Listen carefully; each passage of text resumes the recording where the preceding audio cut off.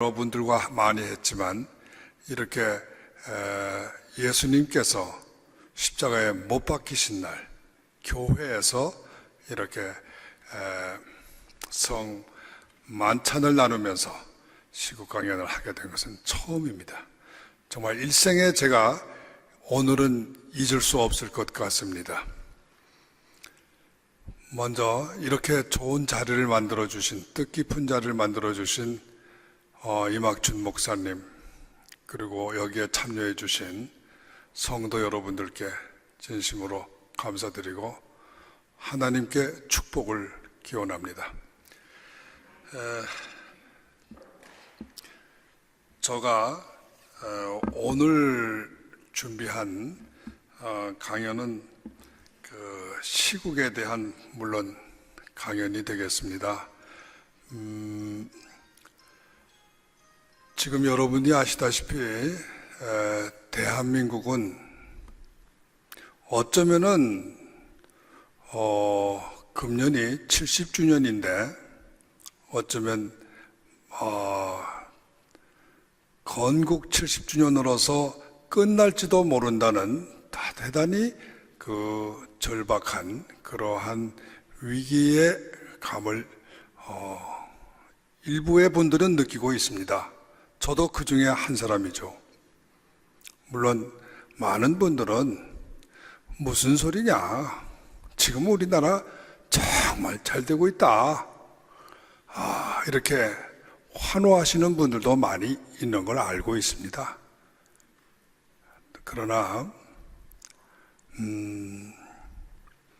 저와 같이 나라의 앞날을 정말로 걱정을 하며 하루하루를 잠 못 자고 안타깝게 이렇게 가슴 아파하시는 분들도 적지 않은 것으로 저는 알고 있습니다. 처음에 그 목소리가 대단히 작았지만 갈수록 더 커지고 있습니다. 다만 많은 분들은 무언가 이상하고 무언가 기분이 좋지 않은 예감을 가지면서도 설마 하면서 그냥 운명에 맡기고 있는 그러한 분들도 많이 계시는 것으로 압니다. 나라가 예사롭지 않은 위기 상황에 있다 하는 것은 오늘 추상적인 이 말씀을 드리는 게 아니라 대단히 구체적인 말씀으로 제가 드리고 싶습니다.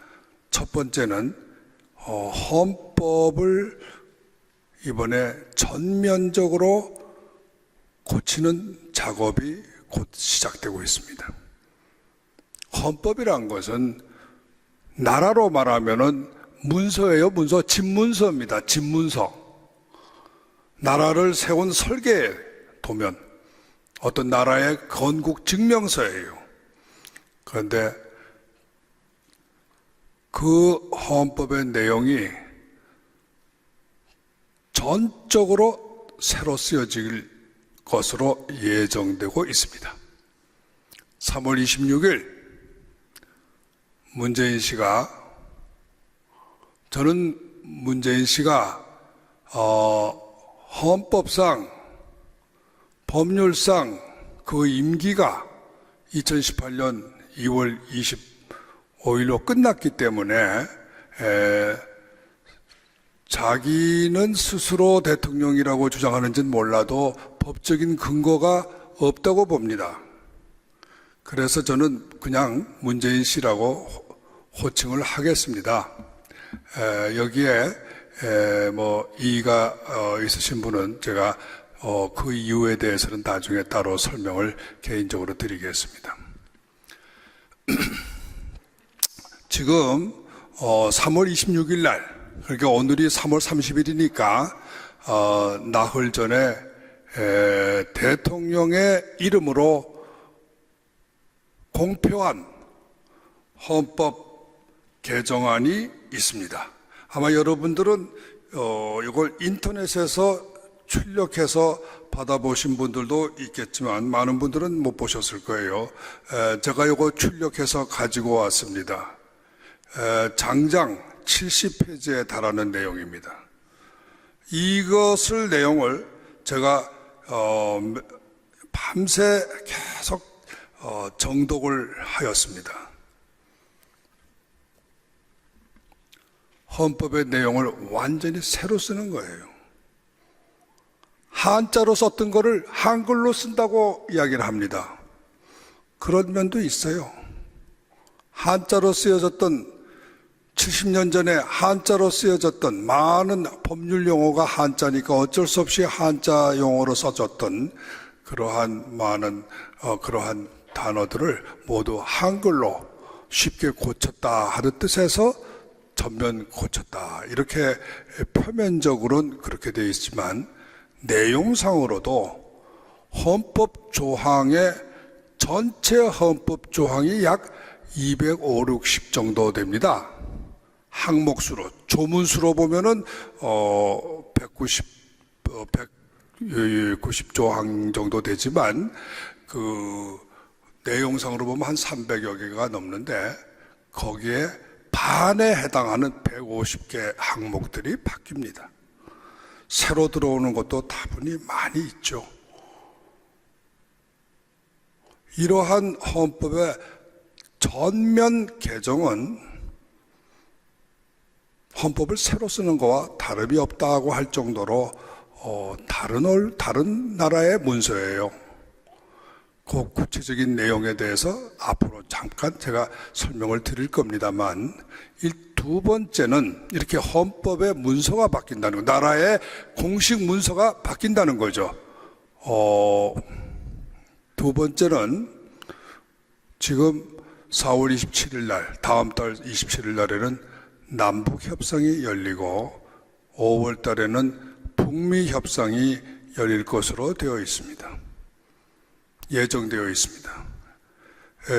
남북협상과 북미협상이 이렇게 열리고 나면은 어떠한 형태의 거기서 결정이 날는지 모르지만 대한민국의 운명에 커다란 변화가 있을 건 틀림이 없어요. 변화가 있는 것이 두려운 거거나 나쁜 것은 아닙니다. 문제는 그 변화의 내용과 방향이에요. 지금 헌법에 고친 내용도 그렇고 남북협상이나 북미협상도 예상컨대는 지금 현재의 대한민국 국가와 국민들에게는 하등에 도움이 되지 않는, 어떤 의미에서 보면 전혀 완전히 나라를 바꿔버리는 그러한 참으로 참담한 결과가 나올 수가 있기 때문에 저희가 걱정하고 우려하는 겁니다.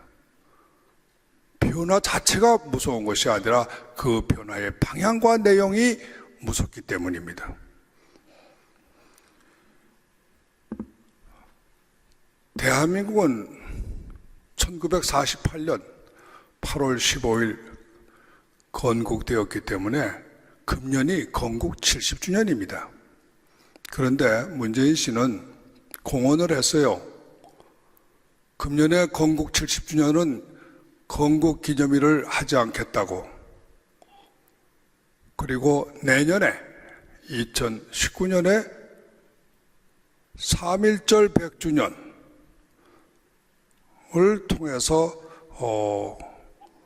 상해 임시정부의 수립 100주년으로 건국 기념을 대실하겠다 하는 의사를 밝혔습니다. 그 사람은 그런 사람이에요. 대한민국의 건국일을 부정하고 있는 사람이에요. 그분이 지난번에 작년에 여기 미국에 왔을 때 트럼프 대통령을 만나러 왔을 때 이 백악관 방명록에다가 나라의 이름을 대한미국 대통령으로 쓴 사람입니다. 저는 그거 실수라고 보지 않습니다. 제가 그때도 바로 지적을 했어요. 이것은 소위 반미주의자, 대한민국을 미제국주의의 앞제비, 괴뢰 정부라고 생각하는 사람들이 부르고 있는, 암호처럼 쓰고 있는 대한민국에 말하자면 대한민국을 경멸하는 이름입니다. 대한미국이란 이름은 미국의 괴뢰 나라다, 이런 뜻이에요. 그것을 공공연하게 방명록에다 남긴 사람입니다.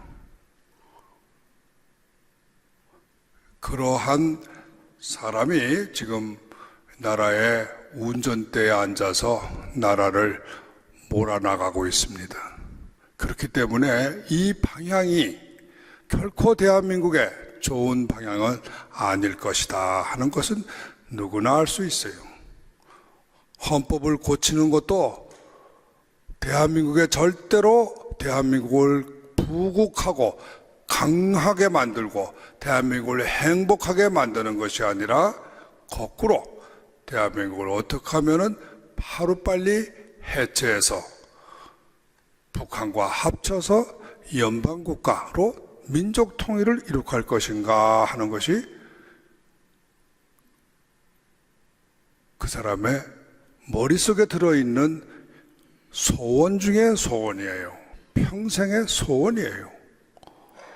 그러니까 그러한 방향으로 헌법을 개정해 나가는 것이라는 것은 쉽게 짐작이 돼요. 또 북미 협상과 남북 협상도 그러한 방향으로 진행되도록 자신이 중개 작업을 하고 직접 협상을 주도해 나가겠다 하는 그러한 계획이죠.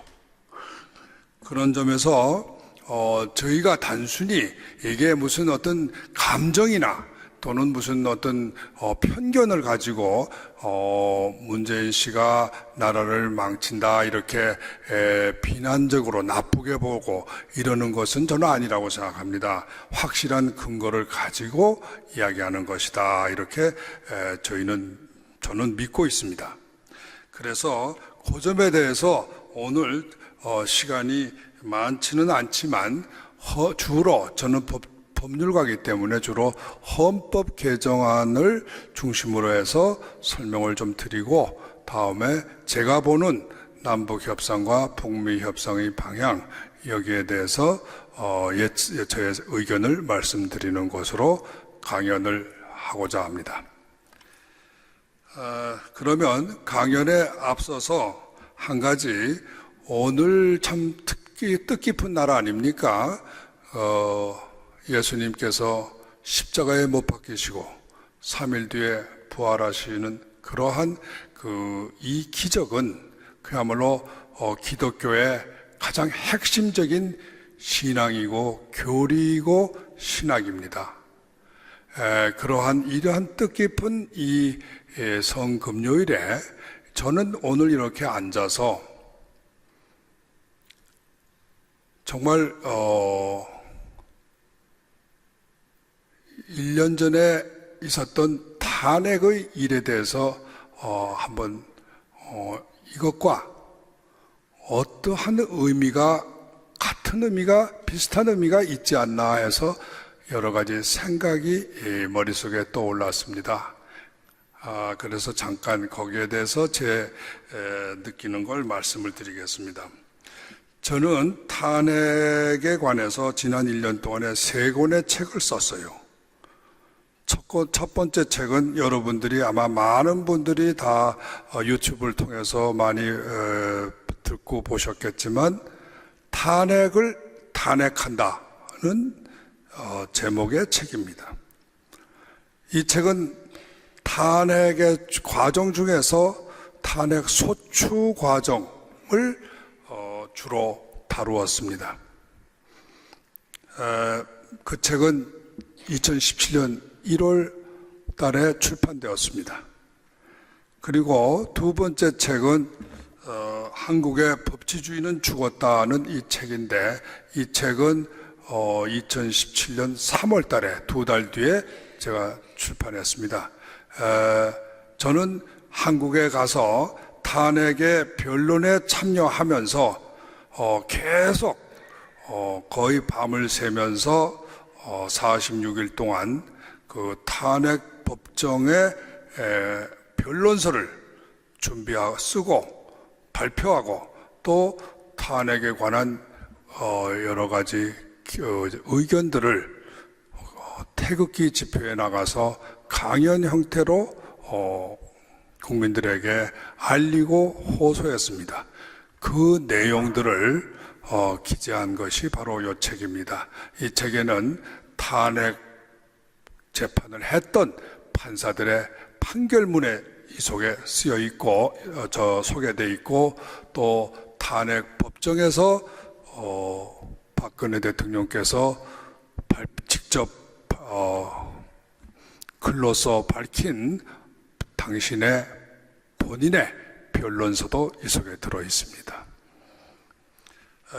세 번째 책은 금년 3월 달에 출판했습니다. 제목은 탄핵정변, 구속정변입니다. 이 책은 박근혜 대통령이 2017년 3월 10일 헌법재판소에서 8대 0의 결정으로 대통령 자리를 빼앗긴 후에 집에 자택에 돌아오신 지 20일 뒤에 2017년 3월 31일 검찰에 구속이 되셔서 지금까지 그 구속 상태에서 지금 재판을 받고 계신데, 오늘이 그 1년 되는 날입니다. 결국 박근혜 대통령은 대통령 자리를 빼앗긴 것으로 끝난 것이 아니라 1년 동안, 지금까지 1년 동안 서울구치소에 수감자의 몸으로 수감 생활을 하고 계시는 겁니다. 일주일 뒤에는 판결이 선고될 것으로 예상됩니다. 판결은 지난번 검찰의 구형이 30년이었기 때문에 거기에 비추어서 본다면, 또 공범자라고 하는 최순실 씨가 20년의 징역을 이미 선고받았기 때문에 소위 주범자라고 하는 박근혜 대통령은 최소한 20년은 넘어서 25년 그런 이상의 징역형이 선고될 것으로 예상이 됩니다. 지금 그분이 66세니까 25년 선고도 받는다면 아마 감옥소에서 여생을 마치게 될 것입니다.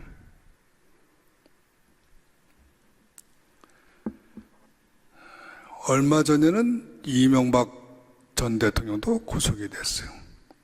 지금 우리나라에는 전임 대통령이 한 사람도 자유몸으로 있지 않습니다.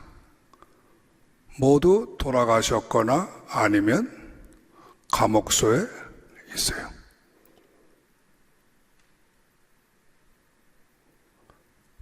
지금까지 우리 세계 역사를 통해서 보더라도 그 건국 70년 12명의 대통령, 이 중에서 한국 대통령처럼 불행한 대통령들은 없었어요.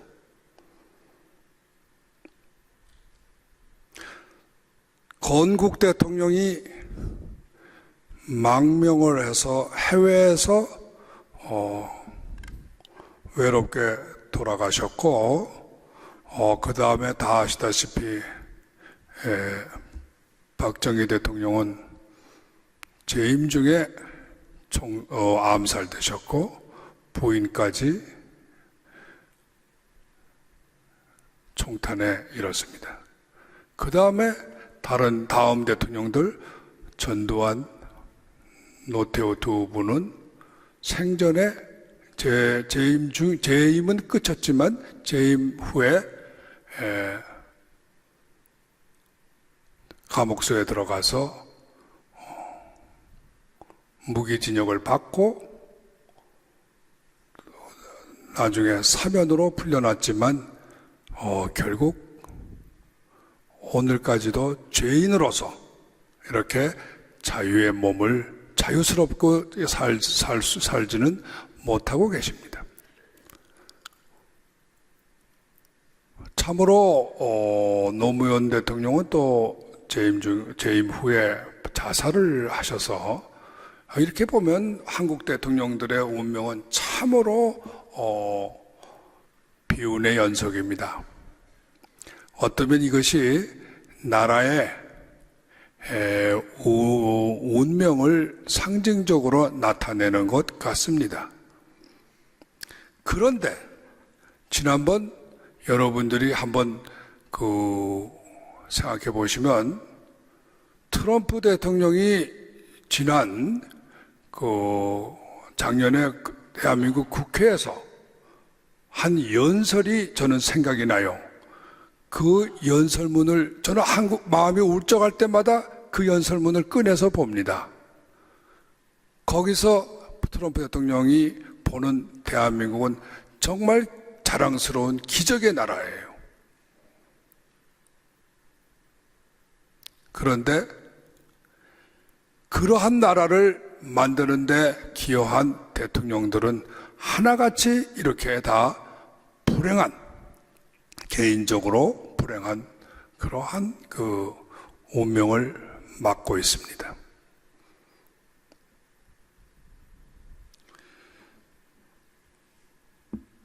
트럼프 대통령이 그 연설문에서 지적한 것은 남북한을 비교한 거예요.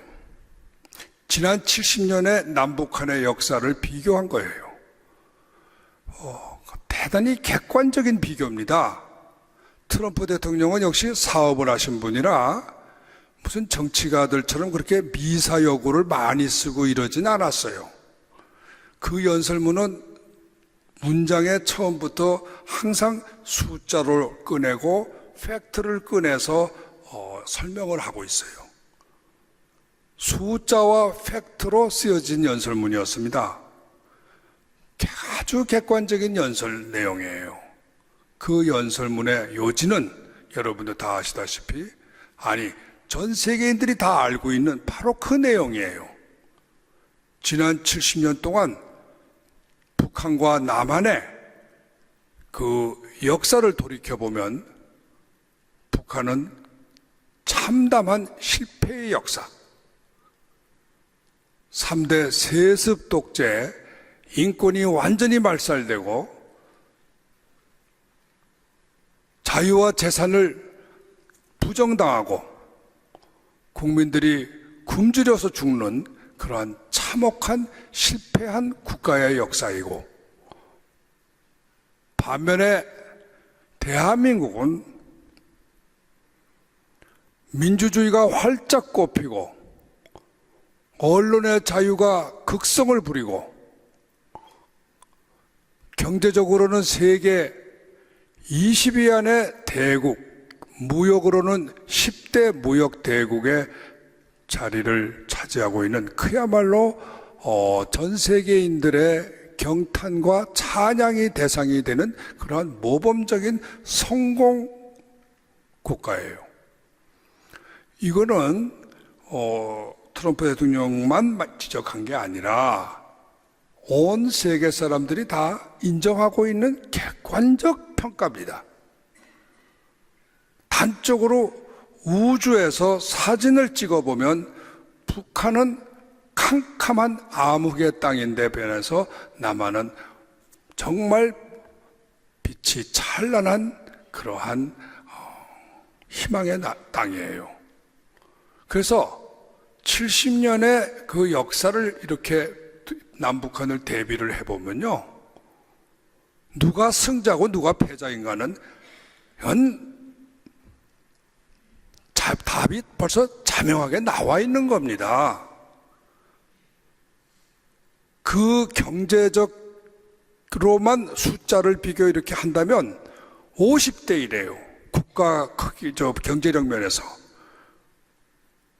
개인의 부로 측정을 해도 20대 1입니다. 그리고 그 밖에 경제 아닌 다른 측면에서도 모든 수치와 인덱스가 다 비교가 안 되는 거예요. 누가 승자고 누가 패자인가는 저절로 답이 나와 있습니다. 여러분, 분단 국가 중에 2차 대전 이후에 아시아에 3개의 분단 국가가 생겼잖아요. 월남, 중국, 한국 3개가 생겼는데 지금 봐도 남북한처럼 그 두 격차가 컸던 그러한 남북한이 가장 그 격차가 큽니다. 그래서 상식적으로 말하면 북한인 남북 대결에서 북한은 남한한테 완패하였기 때문에 통일이 된다면 남쪽이 북쪽을 통일하는 것이 당연한 거예요. 승자가 패자를 흡수 통합하는 것이 당연한 거죠.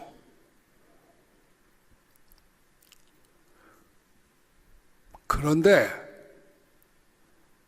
대한민국은 이상하게도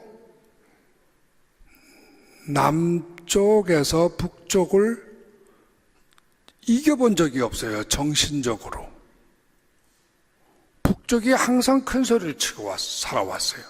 남쪽은 항상 끌려다니면서 무슨 죄를 지은 사람처럼 맨날 끌려다니었어요. 지금 남북한의 문재인 씨 하는 모습을 보면은 문재인 씨와 김정은과를 이렇게 보면요, 아니 단적으로 중국에 가서 중국 사람들이 그 대접하는 거 좀 보세요. 아니 김정은이는 아주 시진핑이가 아주 황제 대접을 해줬다는 거 아닙니까? 역 앞에 나가서 도열을 해서 다 고관들이 나가서 영접을 하고 정말 그야말로 참 최고의 예우를 다 갖추고 마치 트럼프 대통령한테 했던 예우를 대접을 최극빈의 대우를 문재인 씨는 무슨 대접을 받았어요? 정말 여러분 아시잖아요.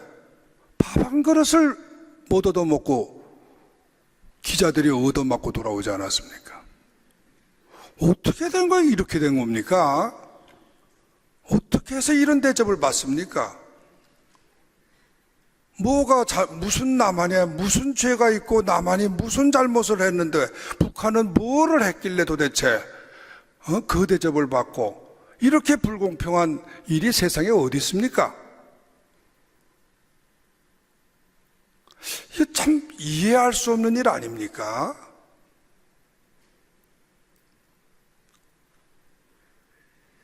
지금 정말 이해할 수 없는 일이 일어나고 있는 겁니다. 그런데 왜 그럴까요? 왜 이렇게 무슨 아무 죄도 없는 남한이 왜 이렇게 정말 참 한심한 대접을 받고 다니고 있을까요? 저는 이렇게 생각합니다. 남한의 지도자들이 그야말로 못났기 때문이라고 생각합니다. 어떻게 그렇게 못난 사람들만 줄줄이 이 나라의 대통령으로 됐는지 참 알다가도 모를 일이에요. 이런 말이 있어요. 대한민국은 대기업은 세계에서 인류, 중소기업은 이류, 정치는 삼류, 시민단체는 사류. 그런데 저는 요즘에 보니까 그 시민단체만 사류가 아니고 판사, 검사들도 사류예요. 언론도 사류예요. 나라의 지도자들이 전부 사류입니다. 기업가들 빼고는.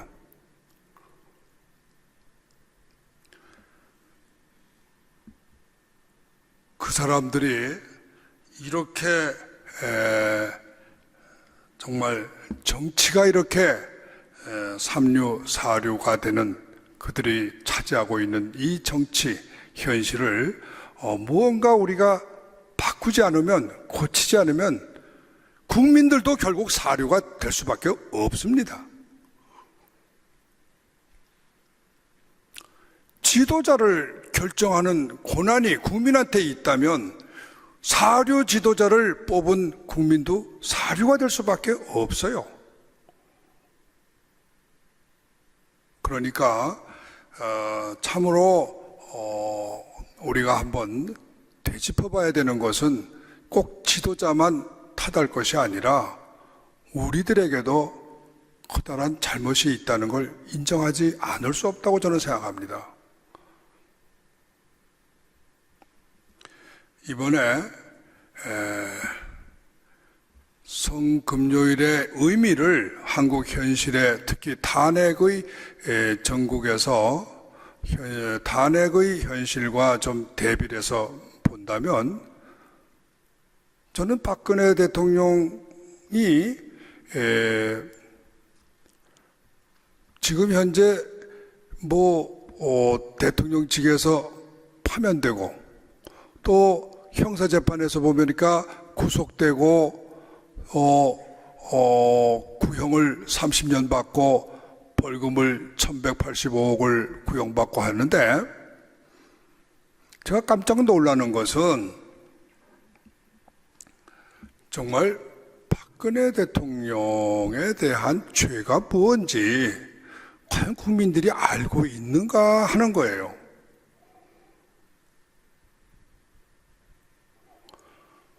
박근혜 대통령을 여러분들이 물론 막연히 알고 계시기 때문에 저는 알려드릴 의무가 있다고 생각합니다. 그래서 다 아시는 줄로 알지만 또 혹시 아시는 분들이 있더라도 한 번 더 확인해 주시는 뜻에서 좀 되풀이되는 감은 있지만 제 이야기를 한번 들어주시길 바랍니다. 박근혜 대통령의 탄핵은 죄가 여러 가지 죄가 있지만 13가지 죄로 국회가 기소를 했지만 요지는 하나예요. 뇌물입니다. 뇌물죄예요. 그러면 여러분들이 잘 아시잖아요. 뇌물죄라는 게 뭐냐?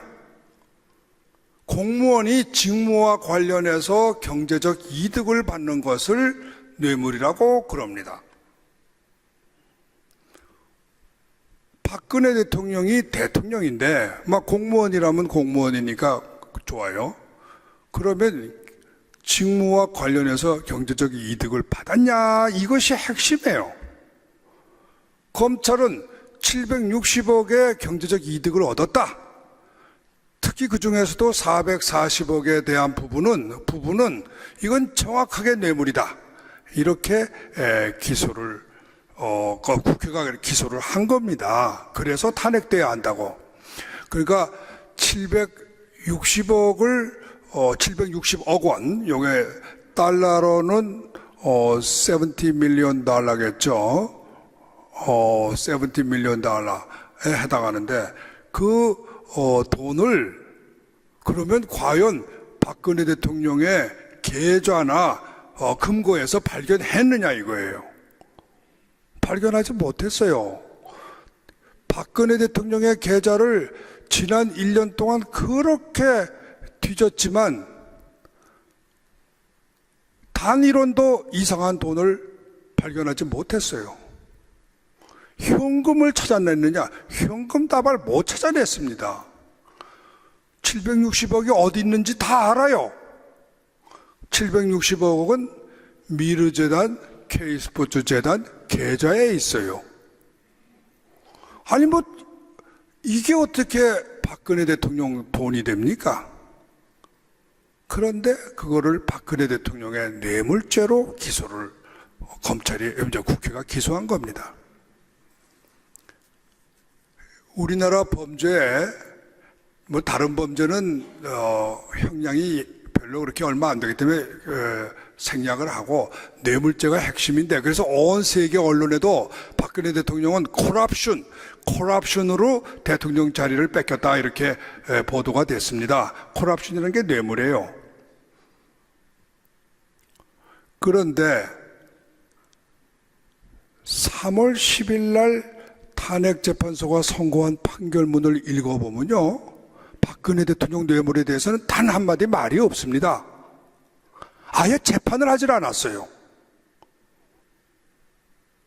이거 국민들 모르고 있습니다. 그 탄핵재판소 판결문이요, 78페이지의 장문이에요.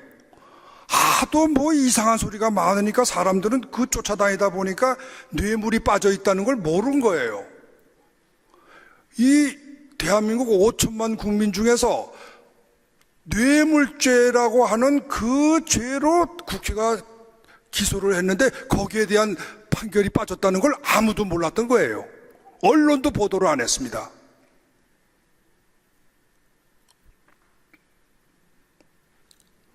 판사들이 몰라서 빼뜨린 겁니까? 아니에요. 판사들이 몰라서 빼뜨린 거 아니에요. 죄가 안 되기 때문에 빼버린 거예요. 그냥 무죄를 쓸 용기가 없어서 그 부분을 빼버린 겁니다. 다른 죄를 가지고 탄핵을 해버린 거예요. 제가 이번에 하도 기가 차서 한국 사람들에겐 아무리 제가 외쳐봐도 다 듣기 싫어하니까 제가 이거를 영어로 썼습니다. 그래서 미국 사람들에게 이야기를 하니까 깜짝 놀래요. 판결문 좀 다시, 그런데 왜 판결문을 어떻게 그렇게 아무도 그렇게 말을 안 하냐고. 저도 모르죠. 일본에 가서 제가 발표를 했더니 일본 인사들이 깜짝 놀래가지고 정말이냐고. 내가 어떻게 당신들한테 없는 사실을 말하겠냐. 아니 판결문에다 써 있는데 내가 어떻게 거짓말을 하냐. 깜짝 놀라서 제 책을 일본말로 출판하기로 했습니다.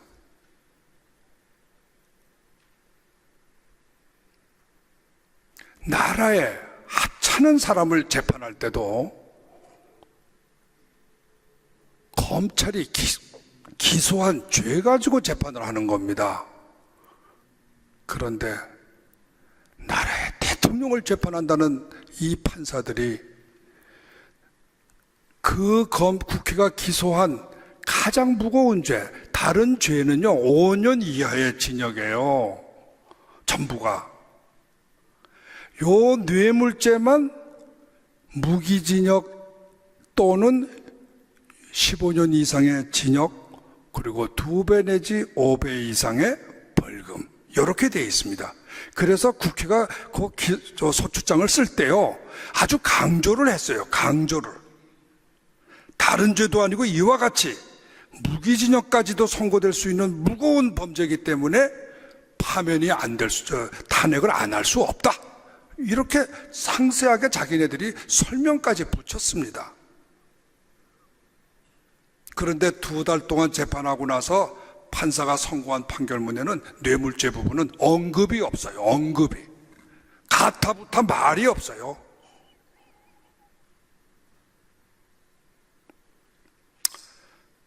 (5천만) 국민을 그야말로 바지저고리로 봐도 분수가 있는 겁니다. 어떻게 이런 사람들이 판사가 될 수가 있겠습니까? 제가 답답해서 한국의 법치주의는 죽었다고 이야기를 했습니다. 지금까지 대한민국에서 어떤 사람도 거기에 대해서 하다못해 그랬니? 정말인가? 그런 반응을 보인 사람도 없어요. 모두가 없었던 거로 했으면 좋겠다, 몰랐던 거로 하고 싶다, 전부 그러는 거예요. 여러분, 박근혜 대통령이 탄핵된 거는 좌파 때문에 탄핵된 거 아닙니다. 종북 좌파 주사파 때문에 탄핵된 거 아니에요.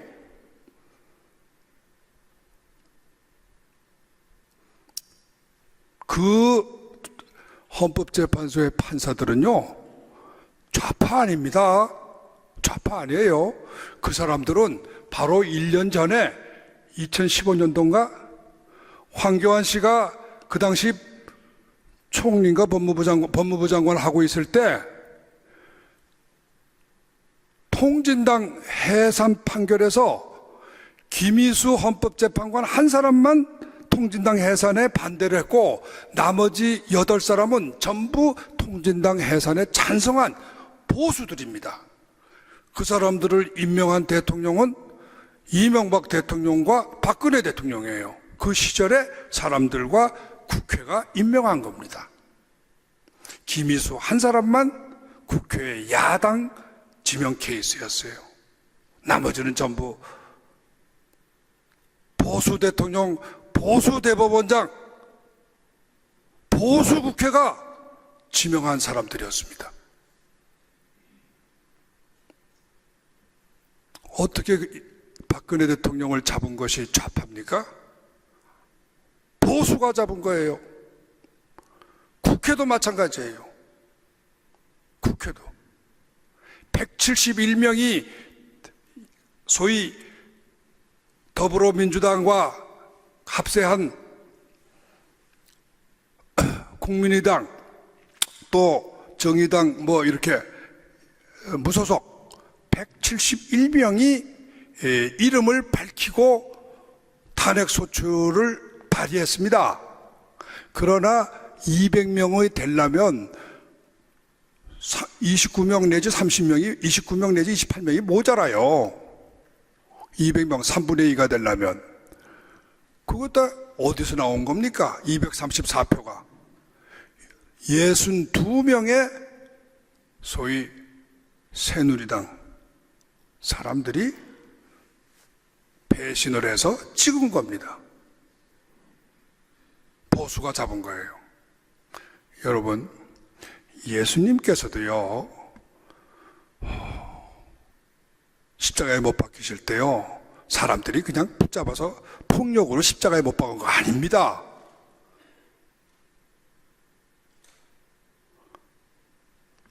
유대 율법에 따른 조사 절차와 재판 절차를 거친 거예요. 마지막에 그 당시 가장 소위 근대적인 법치 문화를 가지고 있었다는 로마의 빌라도 총독이 확인을 해서 사형이 선고된 거고 십자가는 그 사형 판결의 집행이었습니다. 그러면 예수를 아무 죄도 없는 그 정말 인간으로서 어떻게 그러한 그 고귀한 영혼을 바로 얼마 전까지도 이스라엘 사람들은 예수님께서 예루살렘에 입성하실 때 호산나 만세를 부르면서 우리의 임금님으로 모시겠다고 만세를 불렀던 사람들이에요. 바로 그 사람들이 얼마 뒤에 돌아서서 배신을 해서 예수님을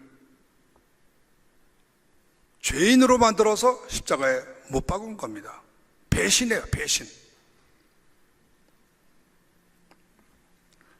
저는 박근혜 대통령의 탄핵은 보수의 저지른 추악한 범죄이고 그 당시 총리를 있었던 황교안 씨도 절대로 그 책임을 면할 수 없다고 봅니다. 제가 이 책에서 썼어요. 황교안 씨가 그때 만일에 총리 또는 대통령 권한대행으로 있을 때 고 박한철 헌법재판소장이 1월 31일 퇴임한 이후에 후임 재판소장을 임명할 권한이 황교안 씨한테 있었습니다. 황교안 씨가 후임자만 임명을 했더라면 박근혜 대통령 탄핵 안 됐어요. 제가 그 당시 때도 태극기 집회에서도 나가서도 그렇고 청와대에 가서도 그랬고 황교안 제 후배입니다. 그 당시 때도 제 고등학교 후배예요. 저도 아끼는 법조인입니다. 그렇지만 정말로 지금 당신이 이렇게 하고 있으면 안 된단 말이야. 빨리 후임 재판소장을 임명해라. 후임 재판소장이요, 임명이 됐으면 8명이 아니라 9명의 법원이 돼요. 제대로 된 법원이 됩니다. 여러분, 재판소장 한 사람이요, 다른 판사 8명하고 맞잽입니다. 왜 그런지 아세요? 재판소장에게는 재판 지휘권이 있기 때문이에요. 다수결로 재판을 진행하는 게 아닙니다. 재판소장이 판결을 선고할 만해도 선고해도 되겠다, 또는 좀 이상한 재판 진행에 대한 권한은 헌재 소장한테 있는 겁니다. 헌재 소장만 임명을 했으면은 절대로 탄핵은 되지 않았어요. 또 그때 박용수 특검이 말이죠, 해임 사유가 충분히 있었어요. 황교안 씨가 다른 건 몰라도 검찰에 대해서는 다 꿰뚫고 있었습니다. 황교안 해임 사유만 발동했더라면 탄핵은 저지됐던 거예요. 보다 직접적으로 말씀드리면요, 박근혜 대통령의 탄핵은요, 12월 9일 국회가 탄핵 소추하기 전에 이미 검찰이 반역을 일으켜서 했습니다. 무슨 말이냐면 10월 24일 날, 2016년 10월 24일 JTBC가 소위 타블렛 PC, 가짜 타블렛 PC를 가지고 박근혜 대통령과 최순실을 국정농단으로 몰았을 때 검찰이 그 11월 20일 날, 정확하게 말해서 25일 뒤겠죠. 25일 뒤에 수사 결과를 발표를 했는데, 그때 박근혜 대통령을 국정농단의 공범이라고 수사 결과에다 발표를 했어요. 그때는 박근혜 대통령이 탄핵 소추도 안 됐기 때문에 현직 대통령이셨습니다. 자기의 현직 대통령을 일개 서울지검 검사장이 어떻게 기소를 할 수, 사실상의 기소인데 범죄인으로 고발할 수 있습니까? 검찰총장과 국무총리가 승인하지 않는데 서울지검장이 할 수 있어요? 못합니다. 김수남 검찰총장, 김현웅 법무부 장관, 황교안 국무총리, 이 세 사람의 동의가 없으면 안 됐던 거예요. 그 당시 보수는 이렇게 비겁을 했습니다. 용기 있게 나서서 진실과 정의를 부르짖은 사람은 제가 알고 있기로는 김진태 의원 한 사람밖에 없지 않았나 싶어요. 공무원, 고급 공무원 중에도 단 한 명이 없었어요. 그 결과가 박근혜 대통령의 탄핵이고, 오늘날의 이 바로 문재인 좌파 정부의 수립입니다. 그래서 저는 박근혜 대통령이 너무나 억울한 죄로 이렇게 감히 제가 이런 표현을 쓰면 뭐 어떤 분은 좀 거부하실지 모르지만 고난에 저 형벌을 살고 있는 것은 어떤 의미에서 보수들이 저지른 수많은 부정부패와 배신의 죄악을 대신 지고 있는 것이라고 저는 봅니다. 그래서 오늘 이 성금요일 날 예수께서 우리 인류를 죄를 대신 지었던 그러한 일을 생각하면서 저는 이렇게 기도했습니다. 하나님, 당신께서 3일 뒤에 부활하시고 또 그 뒤에 승천하셔서 이 세상에 진실과 정의를 세우셨듯이 박근혜 대통령, 저는 반드시 복권되시고 또 명예를 회복하셔서 우리 보수들이 그동안 70년 동안 저질렀던 많은 배신과 부패의 죄를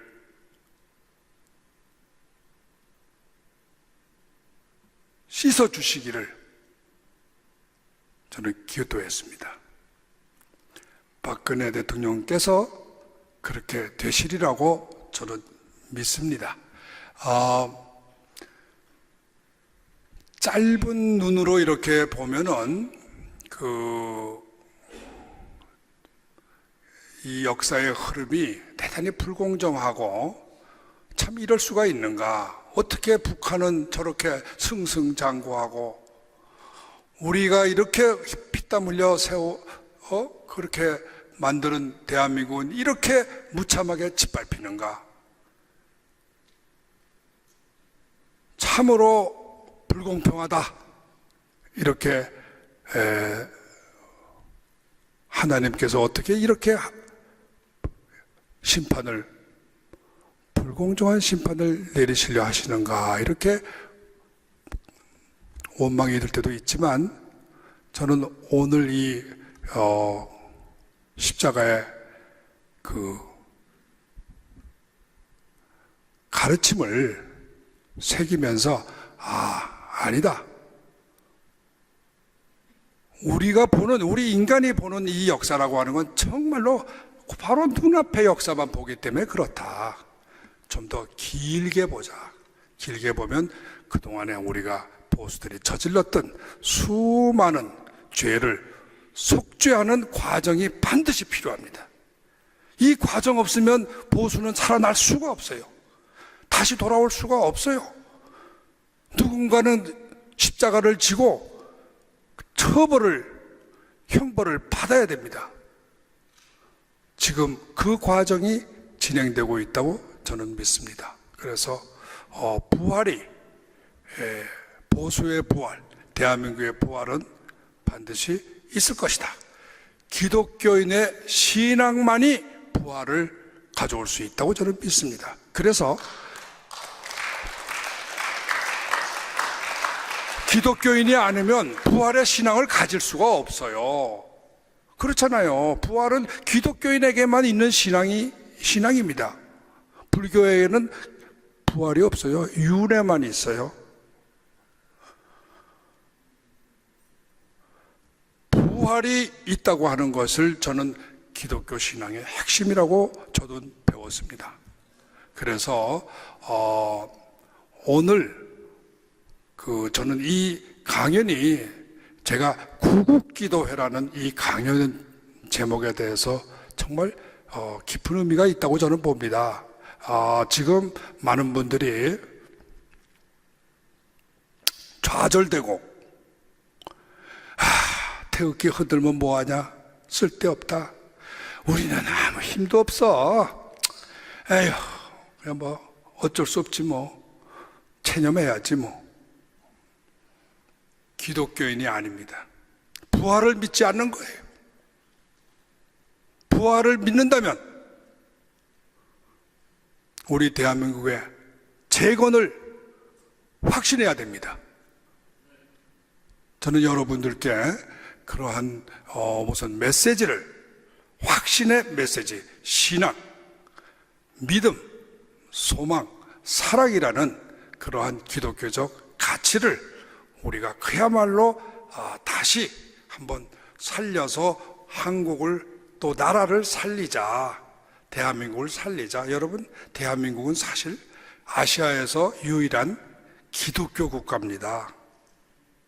정말로 이것을 지키는 것은 대단히 기독교 역사에서는 세계사적 관점에서도 굉장히 중요한 사명이에요.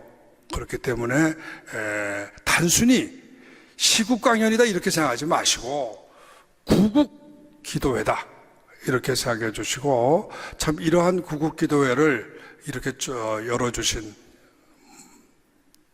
이막춘 목사님과 참여해 주신 여러분들께 다시 한번 감사드립니다.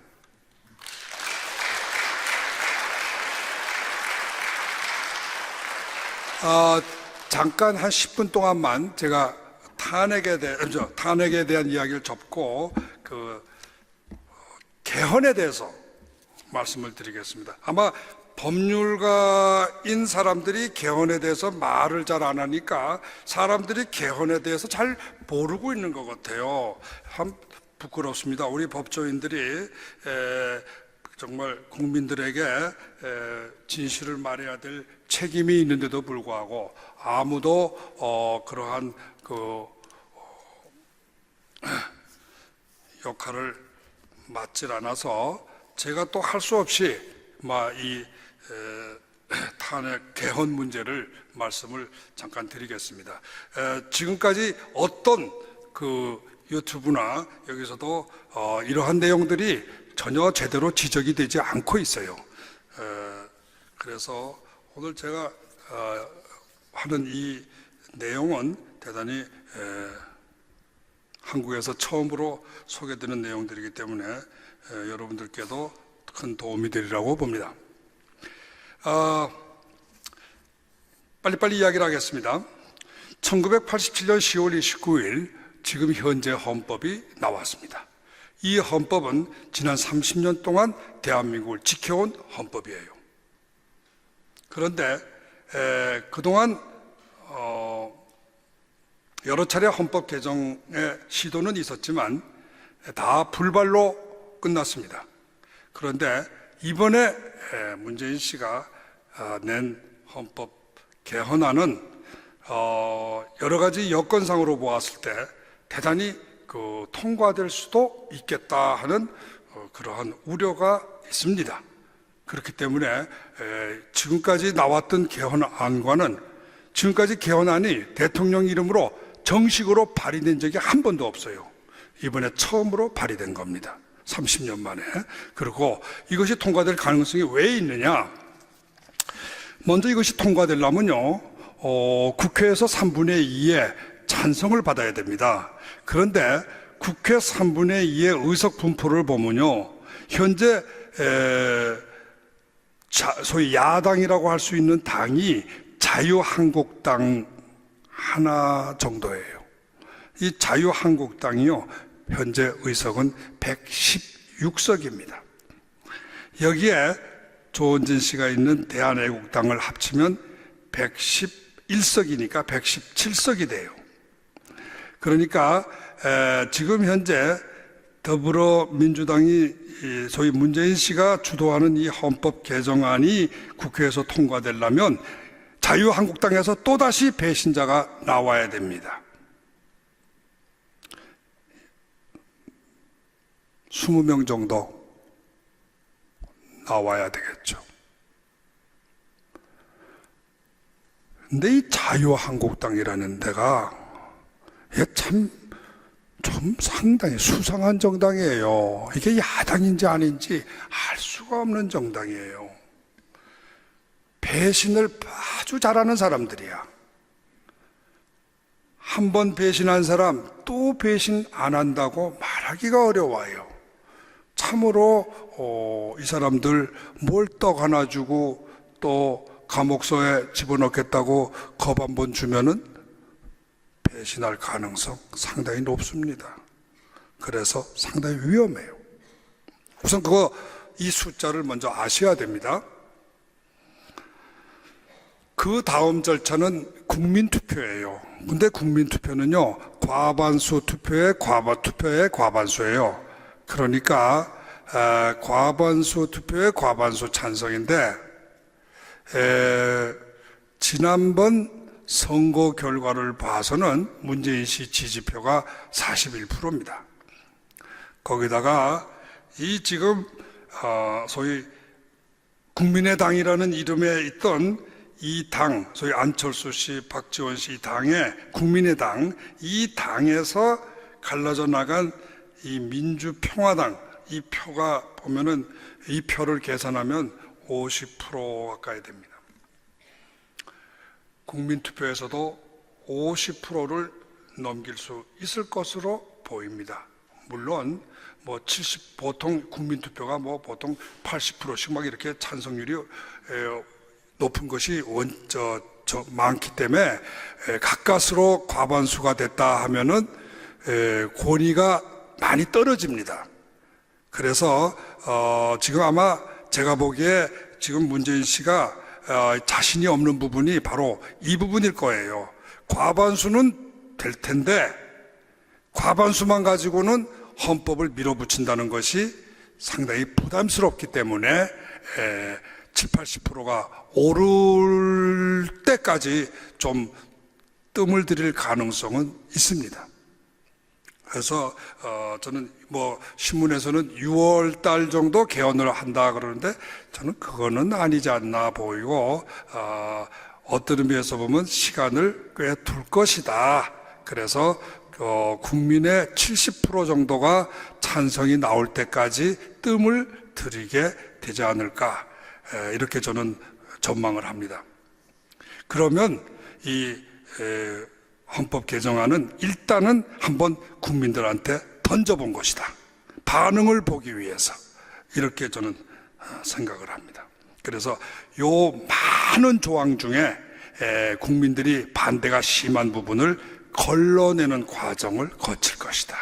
그래서 정말로 자기네가 원하는 그 몇 개의 조항을 추려서 70% 정도의 국민의 과반수를 그 70% 정도의 찬성을 받아낼 때 통과시킬 것이다, 이렇게 보고 있고, 그때까지는 조국 씨가 조금 이렇게 말하자면 이거를 가지고 국민들을 좀 다니면서 캠페인을 하면서 여기에 모든 태극기 세력이나 보수들이 이거 방어에 전부 매달리는 동안에 자기네들의 진짜 목적인 남북협상, 여기에 지금 임종석 씨가 전력을 기울일 수 있도록 소위 양동격서의 작전을 쓰고 있다고 저는 보고 있습니다.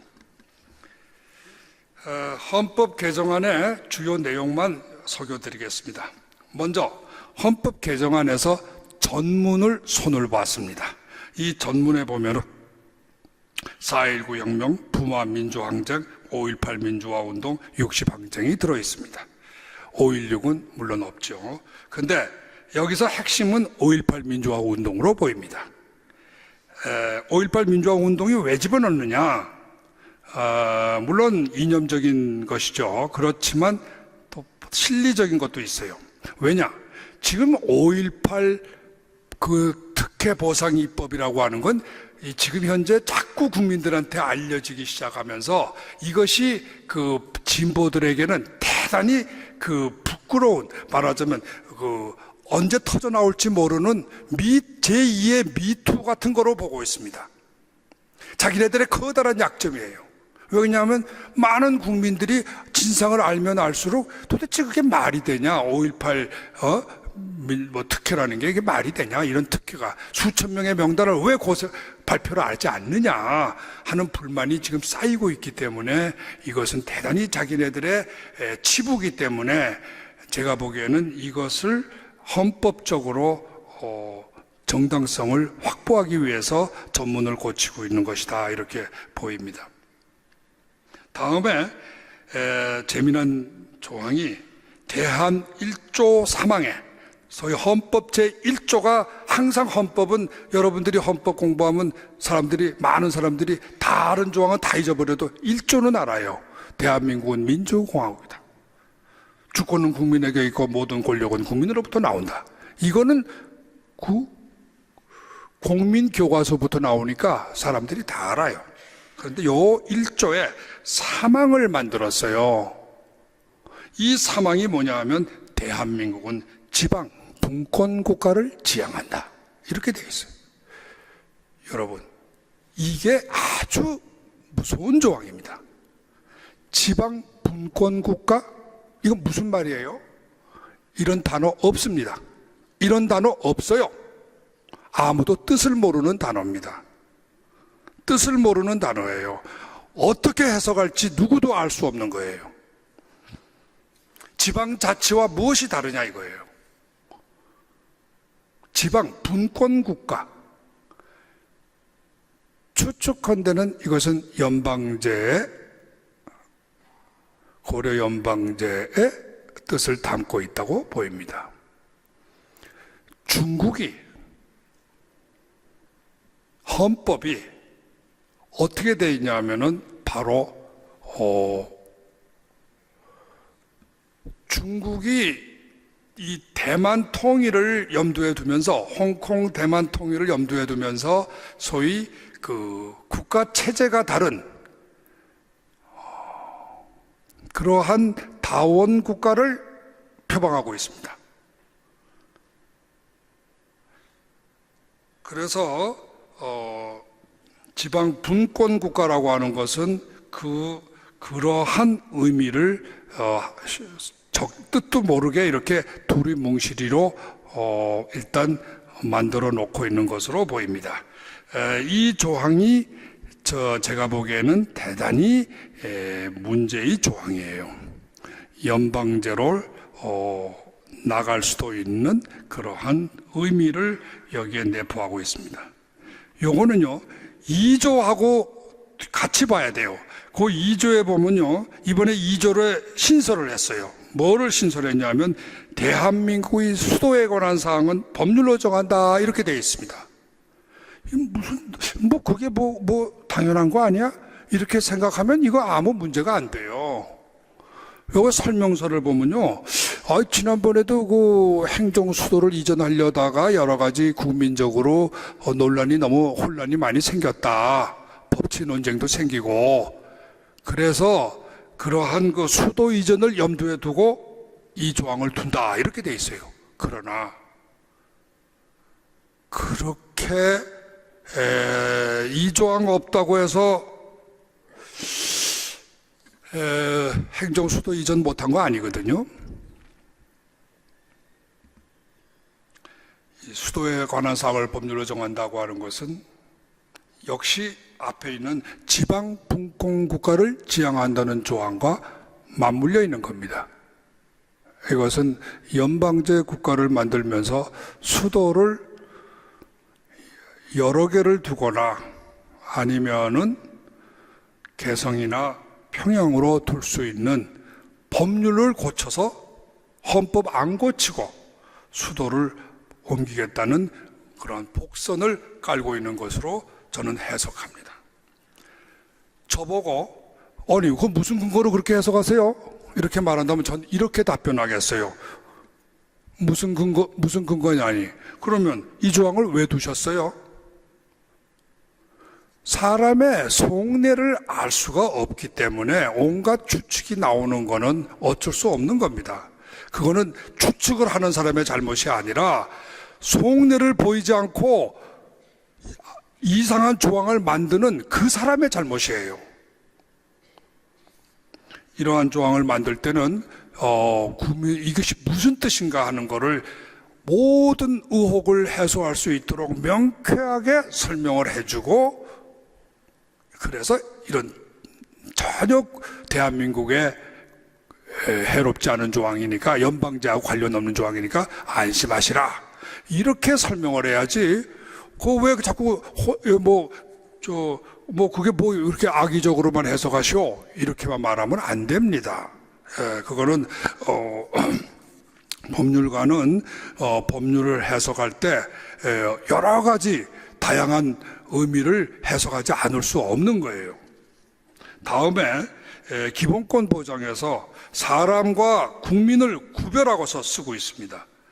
여기서 청원권, 재판 청구권, 평등권, 신체의 자유, 종교의 자유, 양심의 자유는 국민의 권리라는 뜻에서 빼고 사람의 권리로 만들어 놨어요. 이건 뭐냐? 설명해 보면은 소위 다문화 사회, 다문화 사회를 염두에 뒀다. 국민이 아닌 외국인들에 대해서도 우리가 유엔 인권의 보장을 하는 것이니까, 그거 다원 국가, 다민족 국가, 소위 다문화 사회를 만드는데 뭐가 이상하냐? 이상하죠. 왜요? 임종석 씨가요, 그동안에 했던 일 중에 하나가 뭐냐 하면 북한 사람들의 소송을 대신한 거예요. 대한민국에서 상속소송 대신하고 저작권 소송을 대행을 했습니다. 근데 이 조항대로 하면요, 북한 사람도 사람이니까, 국민은 아니지만, 아닐지 몰라도, 대한민국 국민은 아닐지 몰라도 사람입니다. 그러니까 북한 사람도 재판 청구권이 있어요. 이것을 깔고 위해서 이 조항을 넣은 것이 분명합니다. 이것을 말장난으로 단순히 사람이라 그러는 게 멋있잖아, 이렇게 국민을 속이면 안 됩니다. 국민을 전부 바지 저고리 핫바지로 보고 있는 거예요.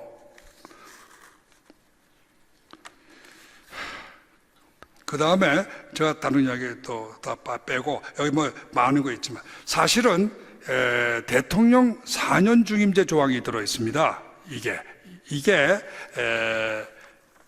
상당히 알맹이 있는, 소위 앞으로 좌파 정부를 계속 더 끌고 나가기 위한 하나의 또 연방제가 됐을 때 대통령 4년 중임제를 해야 아마 자기네 어떤 플랜이 완성된다는 것과 연관이 있지 않나, 이렇게 보입니다.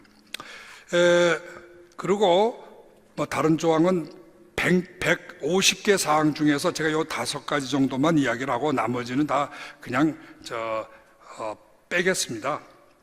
마지막으로 부칙에 말이죠. 이 헌법 부칙 3조를 만들었는데, 이 헌법 개정 제안 당시 대통령의 임기는 2022년 5월 29일까지로 한다, 이렇게 돼 있어요. 여러분, 이 헌법 개정 제안 당시 대통령이 누굽니까? 문재인입니다. 자기 임기가 2022년 5월 9일까지라고 이렇게 부칙에다 정해놨어요. 이거 왜 정해요? 당연한 거라면. 임기가 헌법상, 법률상 없었기 때문에요. 그래서 이번에 부칙 조항을 만든 거예요.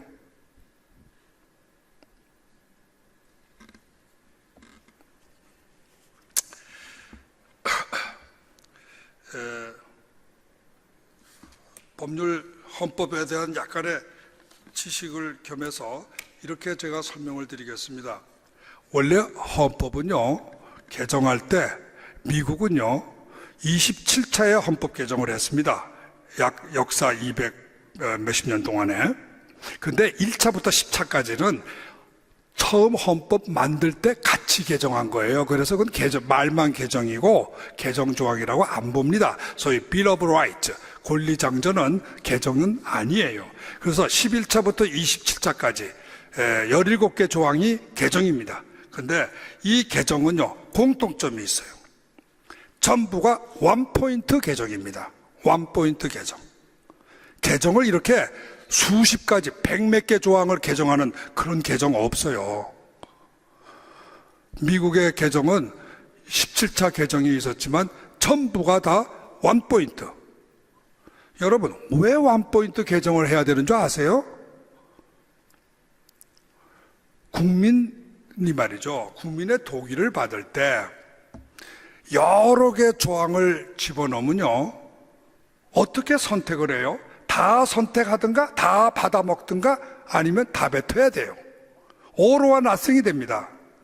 난 요거는 난 찬성이고 요거는 내가 반대인데 개별 선택이 안 되는 거예요.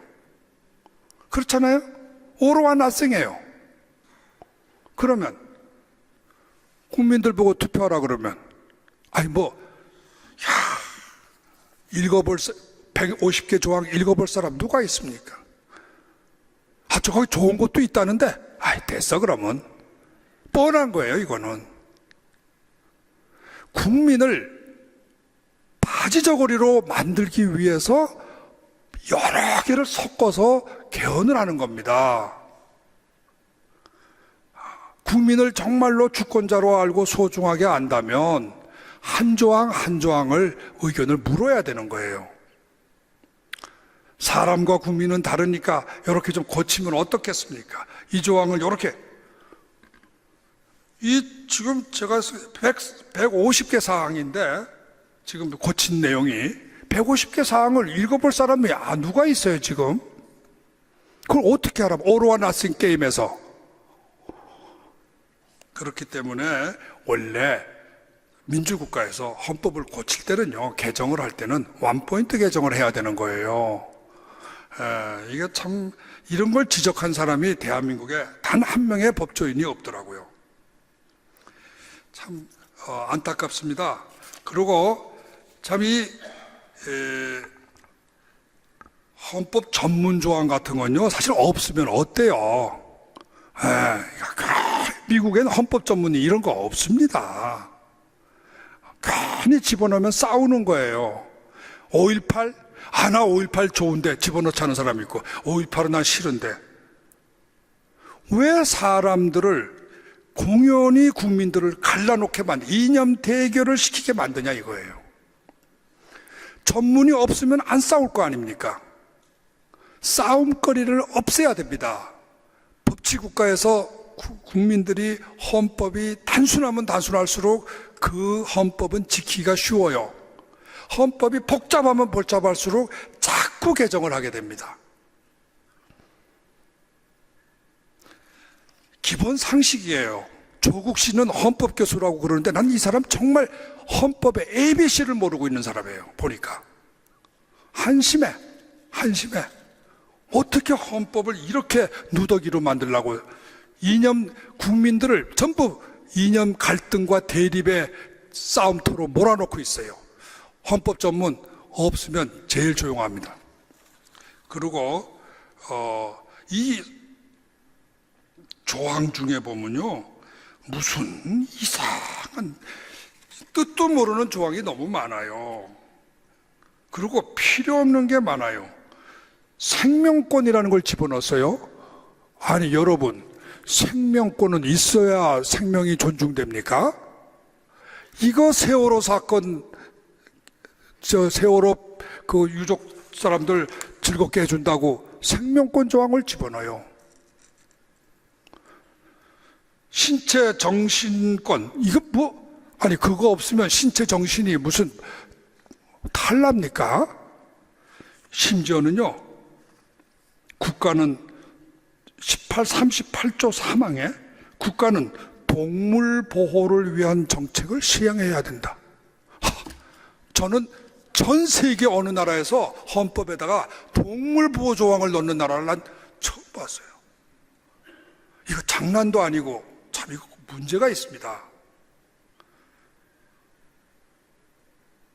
동물 보호 조항이 왜 필요합니까?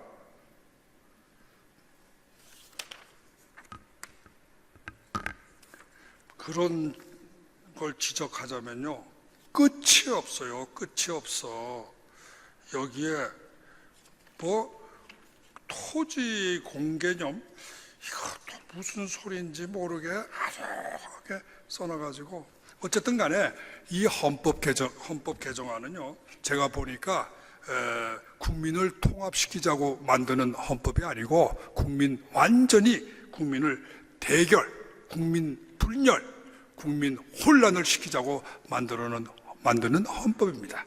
이러한 헌법에 우리 국민들이 속아 넘어가지 않을 거로 저는 믿지만, 그러나 하도 세상이 참 어이없는 일들이 너무나 많이 생기고 있기 때문에 역시 우리는 구국기도회를 통해서 이러한 그 터무니없는 헌법 개정안이 통과되지 않도록 국민 정신교육을 시켜야 되지 않을까 생각합니다. 5분만 끝으로 남북협상에 관해서 제 의견 말씀드리겠습니다. 지금 남북협상을 4월 27일 날 한다는데 장소야 뭐 어디서 할지 모르죠. 근데 그 큰 문제는 안 될 거예요. 뭐 서울에서 하든 평양에서 하든 뭐 판문점에서 하든 뭐 또는 중국에서 하든 뭐 다 하겠죠. 그렇게 장소 가지고 그렇게 많이 신경이 할 것 같지는 않아요. 의제가 무엇이냐가 문제입니다. 여러분, 지금 현재 4월 27일 며칠 안 남았는데 이 남북회담이라는 그야말로 참 이 역사적인 이 회담의 의제가 뭔지 아무도 몰라요. 전부 헌법 개정 조항만 들여다보고 있느라고 남북회담 의제에 대해서는 관심이 없어요. 북미회담 조항에 대해서는 맨날 떠드는데 남북회담에 대해서는 떠들질 않아요. 이것도 작전입니다. 작전이에요. 양동격서, 자기의 진짜 전선을 가리기 위해서 제2전선, 제3전선을 만드는 전략입니다. 북미회담은 사실은 전략이고 남북회담이 골자라고 저는 봅니다. 남북회담은 의제가 어떻게 될지 잘 모르겠습니다만은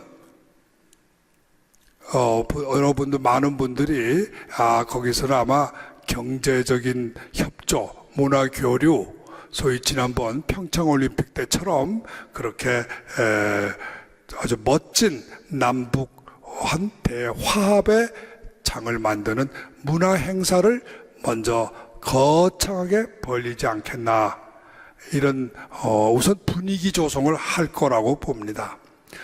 그러면 우리나라 국민들은 내용보다는 형식에 또 이성보다는 감정에 휩쓸리기 때문에 아이고 남북이 서로 만나서 어깨동무하고 춤추고 노래 부르고 자 우리나라 앞으로 정말 평화스럽게 잘 되겠구나, 이런 환상을 가지도록 만들겠죠.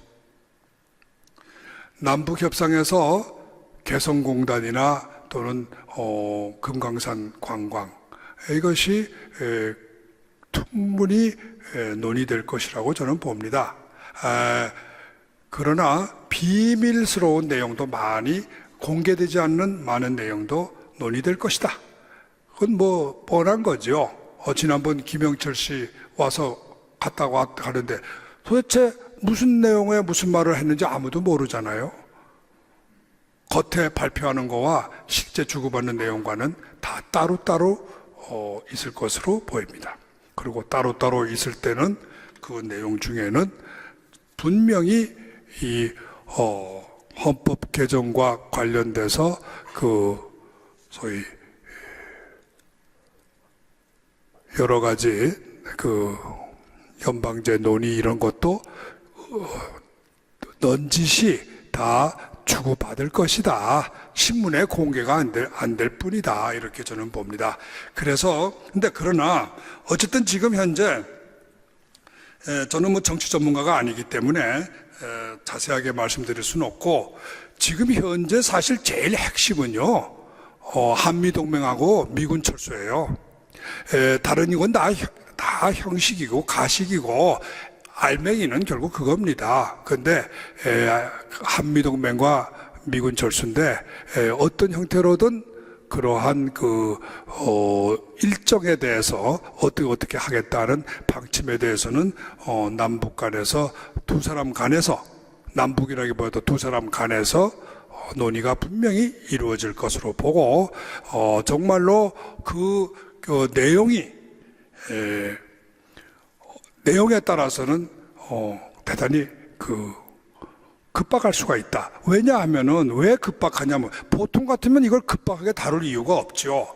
천천히 뜸을 들여서 몇 년씩 걸쳐서 천천히 다루면 다룰수록 좋지요. 그러면 국민들도 충분히 이해할 부분은 이해할 거고 또 이거는 반대할 부분은 반대할 거고 해서 자연스럽게 남북의 어떤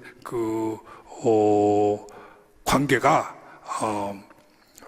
조정이 될 것으로 될 수가 있는 거예요. 나쁘다는 건 아니에요. 그러나 이것이 그 어떤 목적을 위해서 급박하게 이루어질 때는 국민들의 참여나 의견이 전혀 반영되지 않고 일방적으로 진행될 것이기 때문에 그것이 두렵고 무서운 거죠. 그런데 왜 이것이 급박하게 진행될 것이라고 보느냐 하면은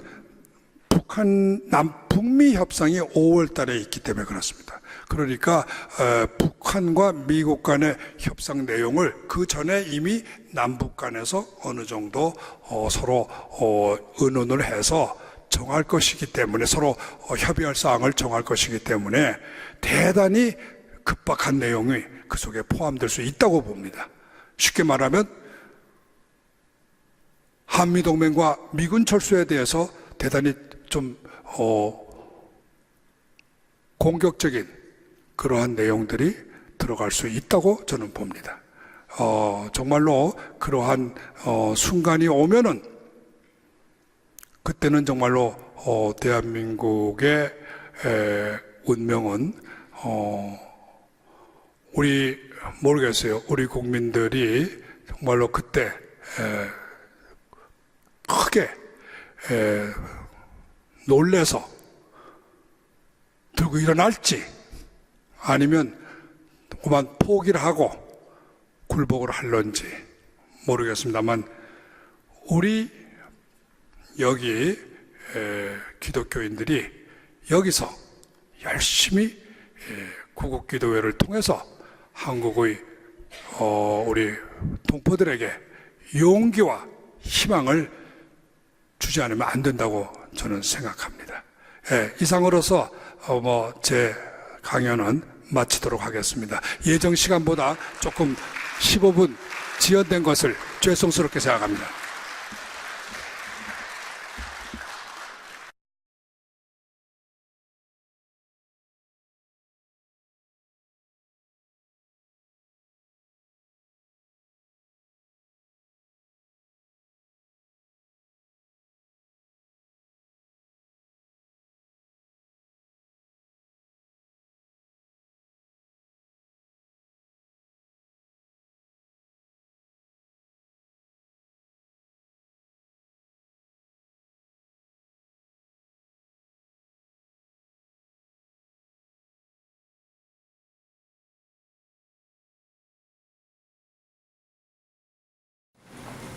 제가 성청하겠습니다.